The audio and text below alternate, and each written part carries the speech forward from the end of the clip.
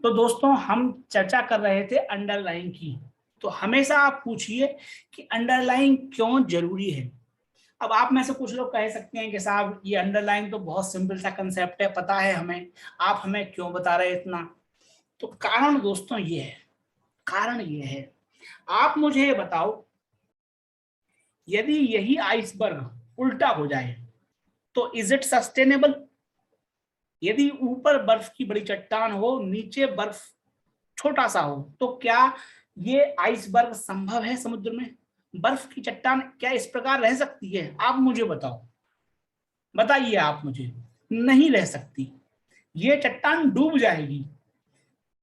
ऊपर बड़ा आकार है, समुद्र में कम है। बर्फ के तैरने के लिए जरूरी है कि नीचे बर्फ ज्यादा हो, ऊपर बर्फ कम हो। यहां उल्टा हो गया, because there was no underline asset under crypto currencies. आत्मनिर्भर इन्वेस्टर कोर्स में हमने ट्यूलिप मानिया की चर्चा करी थी, ट्यूलिप मानिया की चर्चा करी थी। और ये वो समय था जब लोगों के ऊपर बिटकॉइन का, क्रिप्टो का भूत चढ़ा हुआ था। लोगों से ये कहो कि क्रिप्टो खराब है तो लोग ये समझते थे कि हमने उनको गाली दे दी। लिटरली यही सिनेरियो था। लोगों को यदि समझाओ कि क्रिप्टो में भैया फंस मत जाना, इसका अंडरलाइन कुछ नहीं है, तो लोगों को ऐसा लगता था जैसे हमने उनको गाली दे दी हो। ऐसा लगता था लोगों को, they used to take it personally. लेकिन फंडामेंटल सवाल यही था, ट्यूलिप का फंडामेंटल सवाल था कि भैया ट्यूलिप के नीचे क्या है? फूल है, एक दिन में खराब हो जाएगा, 2 दिन में खराब हो जाएगा। लाइकवाइज क्रिप्टो के नीचे अंडरलाइन क्या है? Can anyone answer this? No, there is none, nothing, कुछ नहीं है उसके नीचे, क्रिप्टो के नीचे।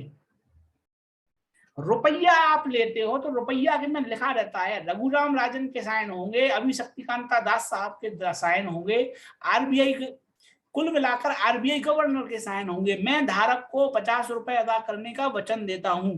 There is a guarantee. क्यों दी है गारंटी आरबीआई गवर्नर ने? क्योंकि उनके पास इक्विवेलेंट सोना रखा हुआ है।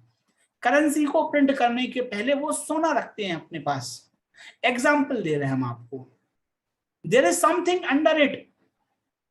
करेंसी के पीछे देश की सॉवरेनिटी है, रिजर्व बैंक है, गोल्ड है, देश की इकोनॉमी है, सरकार का जो फॉरेन एक्सचेंज रिजर्व है वो है। अंडरलाइन बहुत सी चीजें हैं, but under crypto there was nothing. और यही फंडामेंटल सवाल था, एंड पीपल मिस्ड इट। और किसने मिस किया? 20, 22, 25 साल के लौंडे लपाटों ने, जो अपने आप को बहुत बड़ा होशियार समझते थे। वो ये समझते थे कि बहुत बड़े ज्ञानी हैं। वो आ गए मार्केट में, पैसा बन रहा था। आपको हम अपने खुद का अनुभव बताएं, हमारे घर में कुछ लोग आए थे, कॉलेज में पढ़ रहे थे। हमने उनसे पूछा, भाई साहब क्रिप्टो ले लिया? बोले हाँ ले लिया, बहुत पैसा बन रहा। मैंने ठीक है। बोले कैसे करते हो? बोले बहुत आसान है। बोले कैसे? बोले हमने आज खरीद लिया, कल भाव बढ़ेगा तो बेच दिया। Think about this.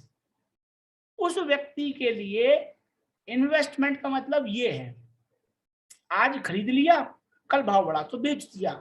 The point is, वो समझता था कि इसको बढ़ना ही बढ़ना है, हमेशा बढ़ना है। ज्यादा बोला, ज्यादा एनालिसिस करना है तो बोले हमने इलोन मस्क को ट्विटर पे फॉलो कर लिया है। ज्यादा एनालिसिस करना है तो हमने इलोन मस्क को ट्विटर पे फॉलो कर लिया है, पैसा बन रहा है हमारा। तो ऐसे अगर जो लोग काम करेंगे तो वो कैसे काम चलेगा? आप हमें ये बताओ। So always you should ask. उन लोगों ने यही सवाल पे को मिस कर गए कि भैया अंडरलाइन कुछ नहीं है। रिलायंस में जब आप रिलायंस का एक शेयर खरीदते हो तो अंडरलाइन है, मुकेश अंबानी साहब का मैनेजमेंट है, दुनिया की सबसे बड़ी रिफाइनरी है, तेल गैस का कारोबार है, जियो है, जियो मार्ट है, तमाम सारे बिजनेसेस हैं, कपड़े की मिल्स हैं। आप फंडामेंटल एनालिसिस कर सकते हो। कुछ तो है उनके पास, जो क्रिप्टो था, कुछ अंडरलाइन नहीं था। तो आप क्रिप्टो में क्या हुआ? अभी वो आपने देख लिया। The point I am trying to make here is कि जो अपना फ्यूचर्स है, फ्यूचर्स में रिलायंस का अगर आपने शेयर खरीदा है तो रिलायंस में आपने, रिलायंस का अंडरलाइन क्या है, रिलायंस की फैक्ट्रियां हैं, रिलायंस का बिजनेस मैनेजमेंट है। इसी तरह से ये आपने रिलायंस का फ्यूचर खरीदा या बेचा तो रिलायंस का स्टॉक उसका अंडरलाइन है, रिलायंस का स्टॉक उसका अंडरलाइन है। ये कहना चाह रहे हैं हम आपसे।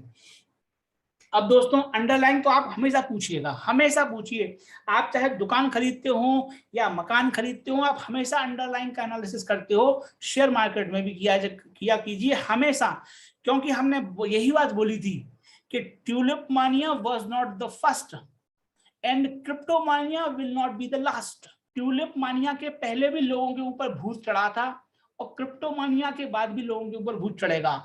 क्रिप्टो मानिया, क्रिप्टो करेंसी जैसे ही भूत भविष्य में भी पैदा होंगे, वो आप पकड़ पाएंगे only and only if you ask one simple question. Always ask what is the underline, what is the underline. कोई भी व्यक्ति आपसे बोले कि हम आपको 100% रिटर्न देंगे 1 महीने में, तो आप पूछो अंडरलाइन क्या है, किस बल पे आप हमें 100% का रिटर्न दे रहे हो 1 महीने में। आपको तुरंत पता पड़ जाएगा कि सामने वाला आदमी ब्लफ कर रहा है, ठग रहा है या सही बात बोल रहा है। Always ask what is the underline. अब दोस्तों डेरिवेटिव क्या होते हैं? डेरिवेटिव बहुत आसान है। शक्कर आप सभी ने खाई होगी।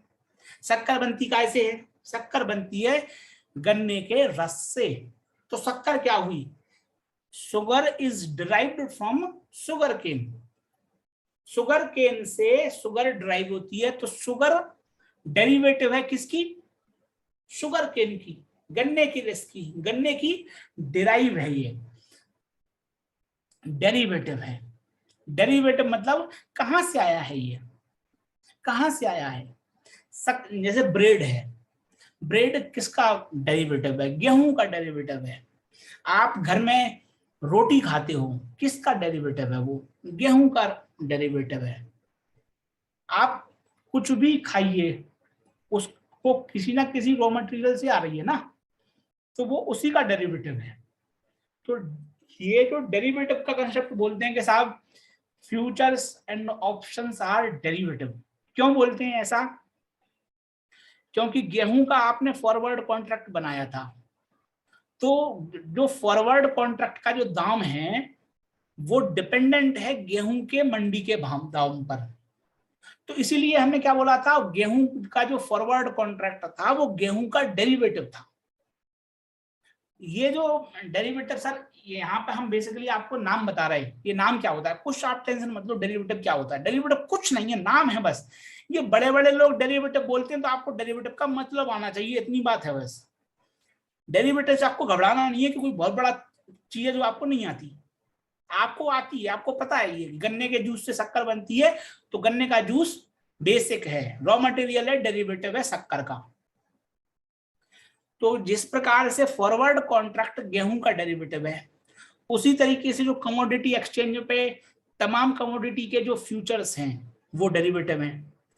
रिलायंस का जो शेयर है वो तो डिलीवरी में आपने खरीदा बेचा, वो तो अंडरलाइंग है, लेकिन रिलायंस का जो फ्यूचर कॉन्ट्रैक्ट है वो रिलायंस का डेरिवेटिव है, रिलायंस का डेरिवेटिव है वो। इतनी बात समझनी है। मतलब जो रिलायंस के जो शेयर का भाव होगा उसके अनुसार रिलायंस के फ्यूचर का भाव तय होगा, ये कहने का मतलब है। मंडी में जो गेहूं का दाम होगा उसके अनुसार फॉरवर्ड कॉन्ट्रैक्ट में गेहूं का दाम तय होगा ऊपर नीचे। तो इस प्रकार से आप समझिए डेरिवेटिव। आप सभी ने जिन्होंने 10वीं के बाद फिजिक्स लिया होगा उन्होंने डेरिवेटिव पढ़े होंगे, डेरिवेशंस पढ़े होंगे। डेरिवेशन मतलब क्या होता है? डिराइव करना होता है। जो चीज आपको पता है उस चीज का इस्तेमाल करके नई चीज तक पहुंचना, वही चीज है। गेहूं आपके पास है, गेहूं को आप पिसाओगे, आटा गूंथोगे, बेल के रोटी बना लोगे। तो यही तो किया आपने, डेरिवेटिव भी तो किया रोटी बना के। तो यही चीज हम बता रहे हैं आपको कि जो गेहूं का भाव है मंडी में, उसी के अनुसार आप तय होगा आपका फ्यूचर्स में, फॉरवर्ड कॉन्ट्रैक्ट में गेहूं का दाम। यहां पर जिस शब्द पर आपने फोकस करना है वो है नकल। नकल शब्द पे फोकस करना है। हम क्यों बोल रहे हैं ऐसा? नकल इसलिए क्योंकि हो सकता है कि मंडी में गेहूं का दाम अलग हो और फ्यूचर्स कॉन्ट्रैक्ट में, फ्यूचर्स के चार्ट पर गेहूं का दाम अलग हो। It's possible, always possible. लेकिन लेकिन लेकिन उछाल दोनों में समान तरीके से आएगा, गिरावट दोनों में समान तरीके से आएगी। मैग्नीट्यूड ऊपर नीचे हो सकता है बट ब्रॉड ट्रेंड दोनों में सेम रहेगा। कैसे? ये देखो आप, ये रिलायंस का स्पॉट का चार्ट है, स्पॉट या कैश। जो आप डिलीवरी में अभी तक खरीदते थे शेयर, तो आप जो चार्ट देखते थे वो रिलायंस का स्पॉट का, कैश का चार्ट होता है। यही जो हमने आत्मनिर्भर इन्वेस्टर कोर्स में डिस्कस किया है वो सभी स्पॉट का चार्ट था और कैश का चार्ट था। इसको स्पॉट का क्यों बोलते हैं? जो मंडी होती है हाजिर। हाजिर मतलब आप पैसे लेके जाओ, गेहूं लेके आओ, खटाक तुरंत। यहाँ आपने 2000 रुपए दिए, वहां आप 100 किलो गेहूं लेके आ जाओ, हाजिर। पैसा दिया, तुरंत गेहूं मिल गई।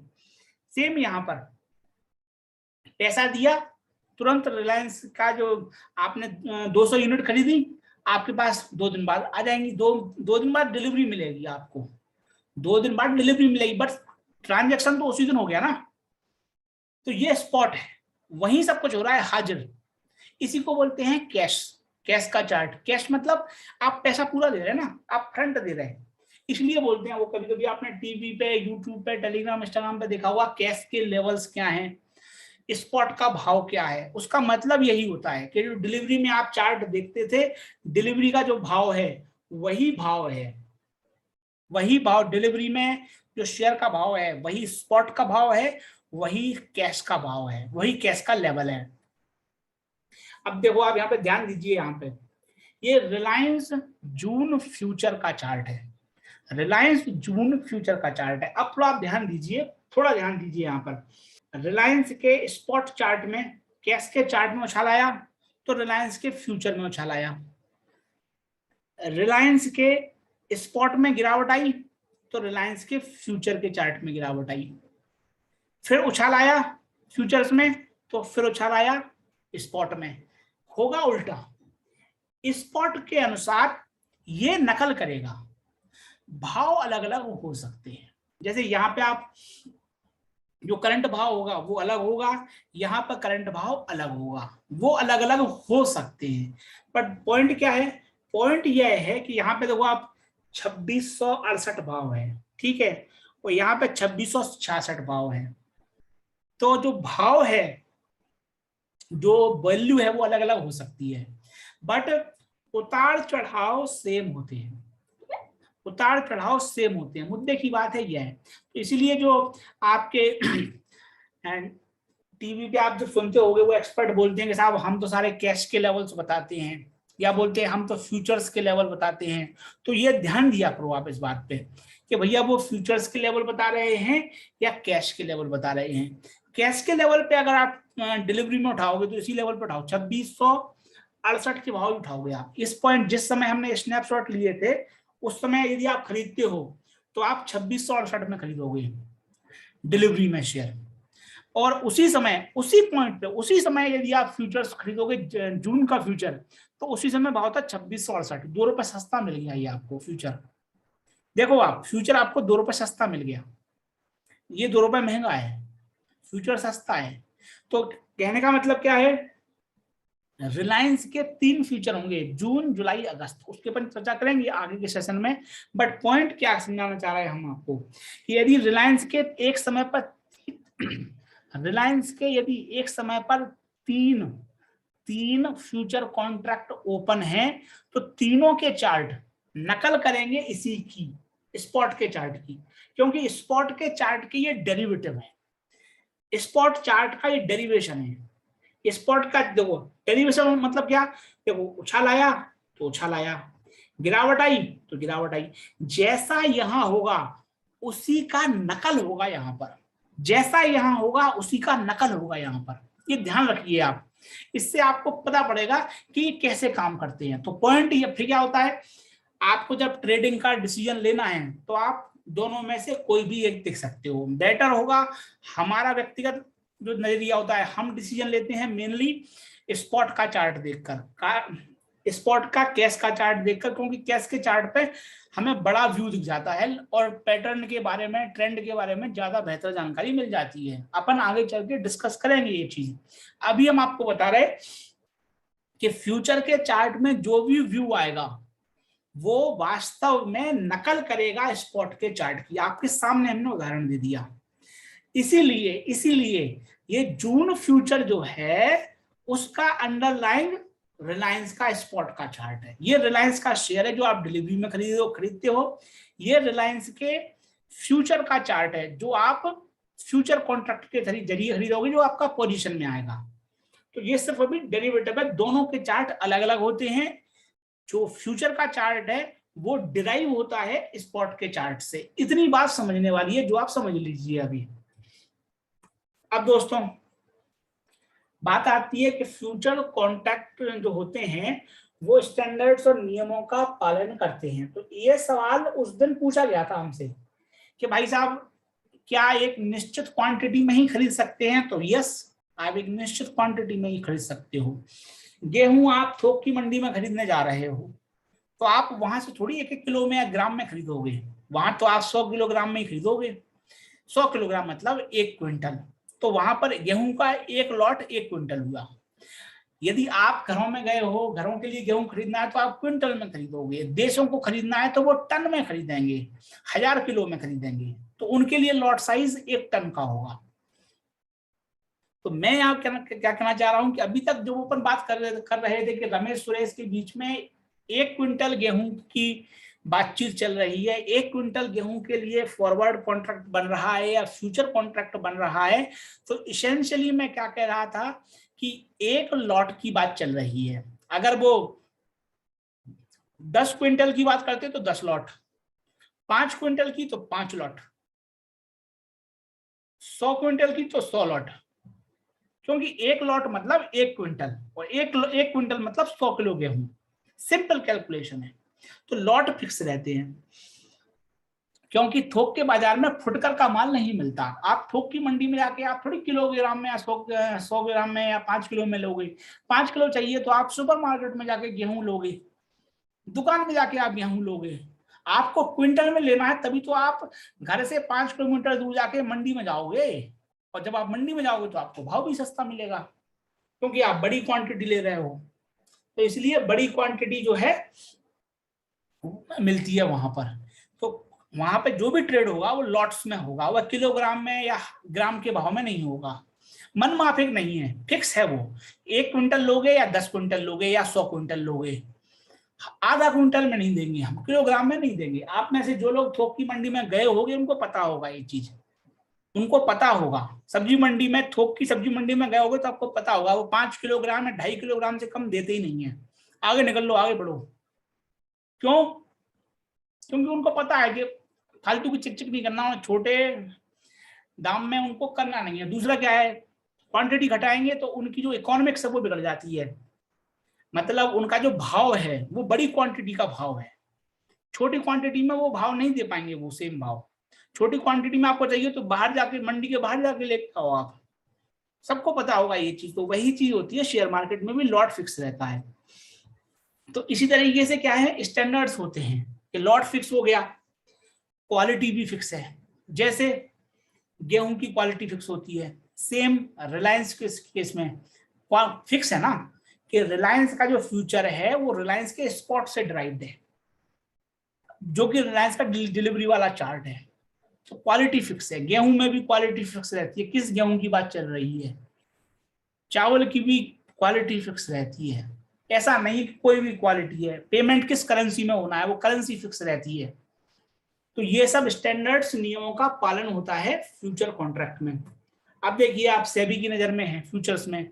ये अमिताभ बच्चन साहब हैं, मोहब्बत फिल्म का स्नैपशॉट है, परंपरा, प्रतिष्ठा, अनुशासन।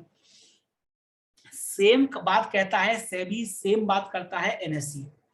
मार्केट सुचारू रूप से चलता रहे, सारे नियम कायदों का पालन होता रहे, दोषियों को दंड मिलता रहे, इसके लिए सेबी बैठा हुआ है। आप जो भी ट्रांजैक्शंस करते होगे वो ट्रांजैक्शन सबसे पहले आपका ब्रोकर चेक करता है। ब्रोकर चेक इसलिए करता है क्योंकि ब्रोकर को नियम बना रखे हैं सेबी ने कि आपको ये चीजें देखना है। सेबी ने पहले आपके ब्रोकर ने किया, फिर आपका एक्सचेंज करेगा, फिर ट्रेड हो गया, सब कुछ हो गया, तो फिर सेबी जांच पड़ताल कर सकता है पीछे वाले ट्रांजैक्शन, 10-10 साल पीछे, 20-20 साल पहले कौन कौन से ट्रांजैक्शन हुए, कहाँ कौन सा गड़बड़ झाला हुआ, सेबी चेक कर सकता है। तो उससे क्या होगा, मैच फिक्सिंग, स्पॉट फिक्सिंग वगैरह की संभावना घट जाती है। यहां हमने क्या बोला, संभावना घट जाती है, हमने ये नहीं बोला कि संभावना खत्म हो जाती है, क्योंकि ये खेल क्या है, तुम डाल डाल हम पात पात, चूहे बिल्ली का खेल है। जब मैं छोटा था, बहुत छोटा था, तब हर्षद मेहता कांड हुआ था। उस समय मुझे पता नहीं था हर्षद मेहता कांड क्या है, बट आई स्टिल रिकलेक्ट कि भैया कांड हुआ था, उसकी खबरों की चर्चा होती थी। हर्षद मेहता के बाद केतन पारेख का कांड हुआ तो पता रहता था कि केतन पारेख ने कुछ तो गड़बड़ झाला किया है। तो पॉइंट यह है कि क्या हर्षद मेहता के बाद कांड रुक गए? नहीं, तो केतन पारेख आ गए, केतन पारेख के बाद कोई और आएगा, छोटे छोटे आ रहे हैं। अभी जो एक टेलीविजन चैनल है उसके एंकर्स वगैरह पकड़े गए हैं, वो लोग यही करते थे। म्यूचुअल फंड्स के फंड मैनेजर पकड़े गए, वो लोग भी यही करते थे, फिक्सिंग करते थे। म्यूचुअल फंड वाले क्या करते थे कि उनको पता होता था कि साहब म्यूचुअल फंड कौन सा शेयर खरीदने वाला है, तो इससे पहले कि म्यूचुअल फंड खरीदे, उनका खुद का, मतलब वो खुद फंड मैनेजर है, उनको पता है कि हमारा फंड ये शेयर खरीदने वाला है, तो वो क्या करते थे, इससे पहले कि म्यूचुअल फंड खरीदे वो खरीद के बैठ जाते थे। तो म्यूचुअल फंड खरीदता था, भाव बढ़ता था तो वो बेच के निकल लेते थे। वो बेसिकली क्या करते थे, वो मार्केट से पहले खरीद लेते थे और फिर उसी माल को अपने ही म्यूचुअल फंड को बेच देते थे महंगे दाम पर। तो बेसिकली उससे लॉस किसका होता था, उससे लॉस होता था म्यूचुअल फंड के इन्वेस्टर्स का। ये जो हो रहा था इसको बोलते हैं फ्रंट रनिंग। इसके बारे में आप गूगल कर लीजिए, आपको अभी हालिया केस है, अभी हालिया केस है, बड़े बड़े जो दो म्यूचुअल फंड से वो पकड़े गए हैं, उनके फंड मैनेजर फ्रंट रनिंग करते थे। इससे पहले कि म्यूचुअल फंड शेयर खरीदे वो खरीद के बैठ जाते थे। तो वो खरीदने का तरीका वो ये, या तो आप डिलीवरी में उठा लो या आप फ्यूचर्स खरीद लो। फ्यूचर खरीद लो तो वो अच्छा है, क्योंकि फ्यूचर्स में फिर आपको 2 दिन का इंतजार भी नहीं करना, खटाक आज खरीदा कल बेच दिया, तो वो उसका लाभ उठाते हैं। तो फ्रंट रनिंग होती थी, बट फ्रंट रनिंग पकड़ी गई सेबी के नियम में। But bigger point I am trying to make here is कि सेबी के हजारों नियम कायदों के बावजूद भी फ्रंट रनिंग कर ली उन्होंने लूप होल निकाल लिया, उन्होंने जो है तरीके निकाल लिए। टीवी चैनल पे भी यही होता था, वो एक्सपर्ट लोग टिप देते थे कि ये खरीदो वो बेचो, उसके पहले ही वो जो एंकर था वो एंकर अपने दोस्तों को इन्फॉर्मेशन दे देता था कि 5 मिनट बाद ये वाला शेयर रिकमेंड हो रहा है, तो वो खरीद के बैठ जाते थे। 5 मिनट बाद रिकमेंड हुआ, पब्लिक टूट पड़ी, पब्लिक ने खरीदा, उनके दोस्तों ने बेचा, प्रॉफिट बना के निकल लिए, 5 मिनट में 5 करोड़ कमा के निकल लिए। तो ये सब चलते हैं, ये सब चलते रहेंगे। पॉइंट यह है कि हमेशा होगा ये सेबी का होना जरूरी है, इसलिए क्योंकि इसमें अगर सबसे पहले जो मरता है वो मरता है आम छोटा रिटेल निवेशक। इसलिए हम लोगों की सुरक्षा बनी रहे, इसलिए ये नियम कायदे बनाए गए हैं। बट ये नियम कायदे तुम डाल डाल हम पात पात वाले होते हैं, हमेशा वायोलेट होते रहेंगे। खास तौर पर जो डिलीवरी है उसमें दोस्तों कोई ट्रेड नहीं होता, बहुत कम नाम मात्र ट्रेड होता है। कारण यही है कि लिक्विडिटी नहीं है, खिलाड़ी नहीं है, फ्लेक्सिबिलिटी नहीं है। अधिकांश ट्रेडिंग होती है फ्यूचर्स में और ऑप्शंस में, फ्लेक्सिबिलिटी है, लिक्विडिटी है। तो सेबी की बिल्कुल कड़ी नजर रहती है फ्यूचर्स पे और ऑप्शंस पे। अब दोस्तों ये बात अपन पहले भी चर्चा कर चुके हैं कि फ्यूचर कॉन्ट्रैक्ट्स में ट्रेडिंग हो सकती है। आप जो है कभी आज खरीदो कल बेच दो, 3 महीने का कॉन्ट्रैक्ट है, लेकिन आप कभी भी कुछ भी कर सकते हो, कभी भी बेचो कभी भी खरीदो। BTST, buy today sell today, या buy today sell tomorrow, sell today buy tomorrow, STBT भी हो सकती है। आराम से ट्रेडिंग होती है फ्यूचर्स में और ऑप्शंस में। अभी अपन बात कर रहे हैं फ्यूचर्स की, तो फ्यूचर्स में ट्रेडिंग बड़े आसानी से हो सकती है। अब दोस्तों बेहद बेहद बेहद इंपॉर्टेंट कॉन्सेप्ट है एक्सपायरी का। एक्सपायरी का कंसेप्ट है ये। अब आप लोगों को पता है दोस्तों, सामान्य अनुभव की बात है, आने के ही साथ जगत में कहलाया जाने वाला, ये लाइन किसकी है? लाइन आई है मधुशाला से, हरिवंश राय बच्चन, अमिताभ बच्चन के पिताजी की जो कविता है मधुशाला, उसमें ये लाइन है कि आने के ही साथ जगत में कहलाया जाने वाला। द पॉइंट इज, आप धरती पर जैसे ही आए उसी समय आपका काउंटर चालू हो जाता है, घड़ी चालू हो जाती है, क्योंकि आपकी आयु निश्चित है, आपकी उम्र निश्चित है।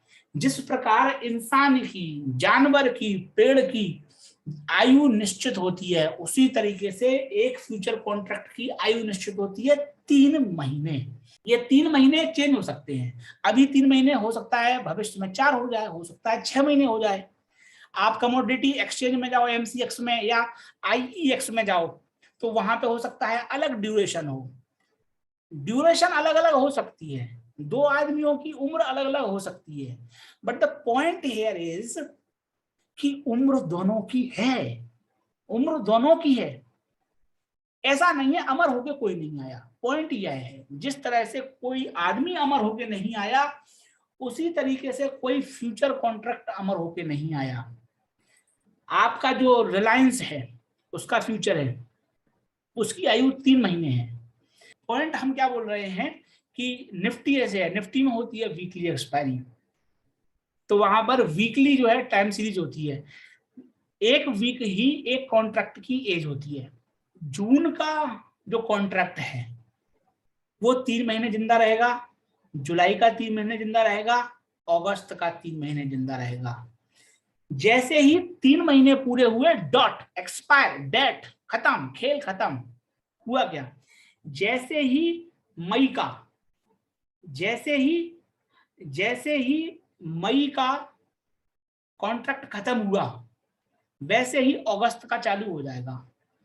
एक समय, किसी भी समय केवल 3 कॉन्ट्रैक्ट ही एक्टिव होते हैं, किसी भी समय 3 कॉन्ट्रैक्ट एक्टिव होंगे, जून, जुलाई, अगस्त।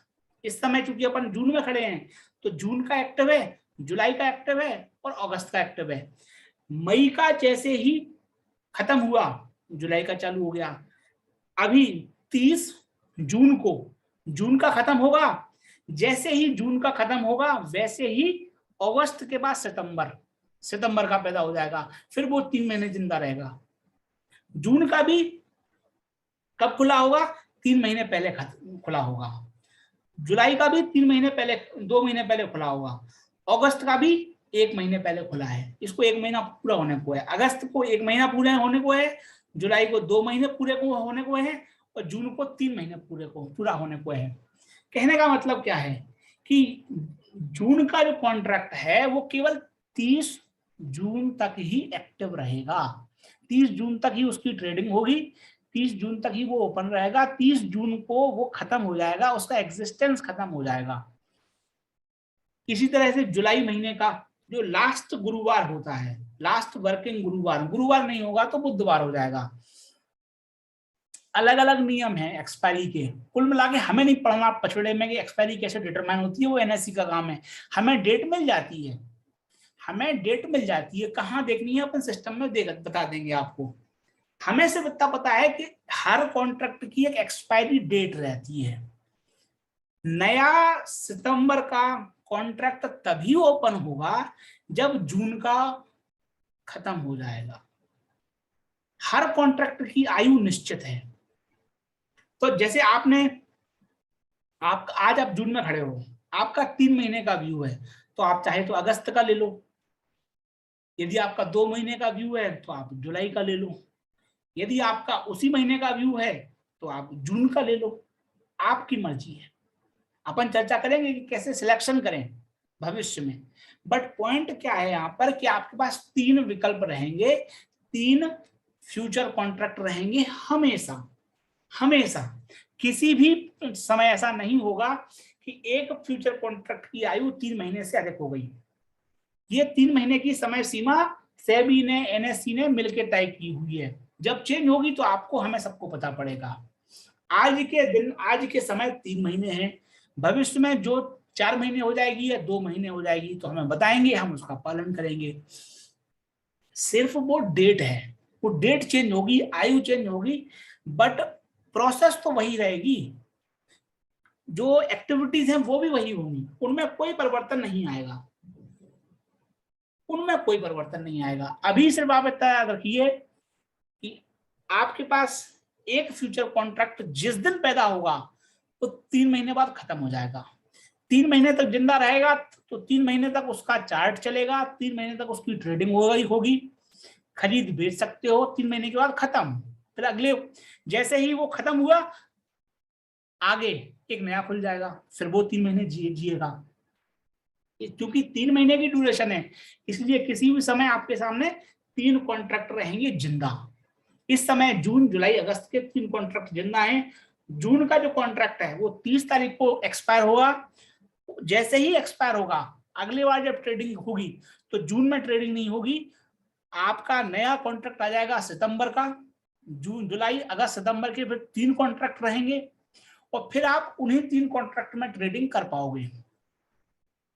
जैसे ही जुलाई का खत्म होगा वैसे ही आपके पास अक्टूबर का खुल जाएगा, फिर आपके पास होंगे अगस्त, सितंबर, अक्टूबर, 3 महीनों के कॉन्ट्रैक्ट। तो ये विंडो है, 3 महीने की विंडो, वो खिसकती रहेगी कैलेंडर पे, 3 महीने की एक महीने से आगे बढ़ती जाएगी और एक टाइम पे इस विंडो में 3 महीने रहेंगे। फिर से सुनिए आप, ये विंडो एक महीने, ये जो आपकी सफेद विंडो है ना, ये यहां से यहां तक की सफेद विंडो है, ये विंडो खिसकती रहेगी चार्ट पे और एक महीने से खिसकेगी आगे, एक महीने से खिसकेगी।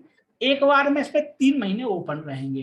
3 महीने मतलब 3 कॉन्ट्रैक्ट, हर कॉन्ट्रैक्ट की मैक्सिमम आयु है 3 महीने। अब एक्सपायरी का बड़ा महत्व है, अपन डिस्कस करेंगे आगे।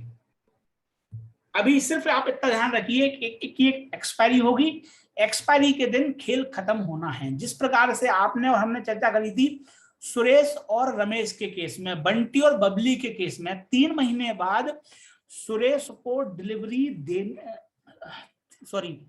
3 महीने बाद रमेश को डिलीवरी देनी है, 3 महीने बाद सुरेश को रमेश को पैसा देना है, सुरेश ने रमेश को पैसा देना है। तो जिस दिन पैसे देने हैं, जिस दिन सुरेश ने रमेश को पैसे देने हैं, वो दिन है एक्सपायरी का दिन। जिस दिन रमेश ने सुरेश को डिलीवरी देना है वो है एक्सपायरी का दिन। मैंडेटरली उस दिन होना ही होना है उसके। और क्योंकि फ्यूचर्स में पहले भी फ्लेक्सिबिलिटी है तो फ्यूचर्स क्या कहता है, आप पहले भी कर लो, लेकिन यदि आप पहले नहीं कर रहे तो 3 महीने का जो लास्ट वर्किंग डे है उस दिन तो करना ही करना है, ऑप्शन नहीं है उसके पहले। फॉरवर्ड में तो 3 महीने का ही नियम है, कोई फ्लेक्सिबिलिटी नहीं है। फ्यूचर्स में चूंकि 3 महीने पहले भी आप ट्रेडिंग कर सकते हो तो आपको फ्लेक्सिबिलिटी है, लेकिन आपने 3 महीने में क्लोज नहीं किया तो 3 महीने के खत्म होने के बाद आपका कॉन्ट्रैक्ट क्लोज हो जाएगा। अधिकतम 3 महीने का समय है आपके पास। यदि आपने जून का कॉन्ट्रैक्ट बनाया, मान लो आज आपने जून का फ्यूचर खरीदा तो वो 30 जून को खत्म हो जाएगा। यदि आपने जुलाई का कॉन्ट्रैक्ट खोला, जुलाई का फ्यूचर खरीदा तो वो जुलाई महीने के लास्ट थर्सडे को, लास्ट जो वर्किंग डे होगा उसको क्लोज हो जाएगा, वो खत्म हो जाएगा। तो आप देखो जो जून का कॉन्ट्रैक्ट है उसमें मात्र आपके पास 3-4 दिन बचे। अभी जुलाई में आपके लगभग 1 महीना बचा, अगस्त में आपका 2 महीने बचे एक्सपायर होने के लिए, और अगर आप सितंबर आ जाएगा, सितंबर में आपको पूरे 3 महीने मिलेंगे आपको व्यू पेन आउट करवाने के लिए। अब दोस्तों ये चीज अपन ने डिस्कस की हुई है पिछले सेशन में, कैश सेटलमेंट और फिजिकल सेटलमेंट की। तो पहले जो होते थे एक्सपायरी के दिन फ्यूचर कॉन्ट्रैक्ट कैश सेटल्ड होते थे। वही चीज आपको मुझे 2000 रुपए देना है, मुझे आपको 1700 रुपए देना है, तो आप मुझे सीधा 300 रुपए दे सकते हो, कैश सेटलमेंट हो गया। फिजिकल सेटलमेंट में क्या होता है कि डिलीवरी दोगे आप हमें, रमेश के केस में आपको याद होगा, रमेश जो है गेहूं की डिलीवरी देने के लिए बाध्य था 3 महीने के बाद, तो वो क्या था, फिजिकल सेटलमेंट था। और सुरेश को डिलीवरी लेनी थी और पैसा देना था, तो फिजिकल सेटलमेंट था। पहले शेयर मार्केट में होता था कैश सेटलमेंट। कैश सेटलमेंट में कैसे, कि मान लो 1700 का भाव हो गया गेहूं का, 1700 का भाव हो गया, तो जो है आपका सुरेश जो है 300 रुपए थमा दे रमेश को, आप 1700 में मार्केट में बेच लो, 300 हमसे ले लो, 2000 का भाव पे आपका हो गया काम।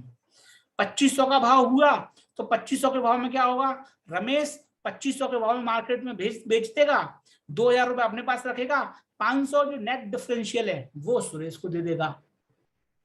तो इस प्रकार से नेट कैश सेटलमेंट भी होता था पहले, लेकिन अब होने लगा है pure physical settlement. Physical settlement मतलब, फिजिकल सेटलमेंट मतलब आपको डिलीवरी देनी होगी। ध्यान से सुनिएगा, ध्यान से सुनिएगा, आपको डिलीवरी देनी होगी।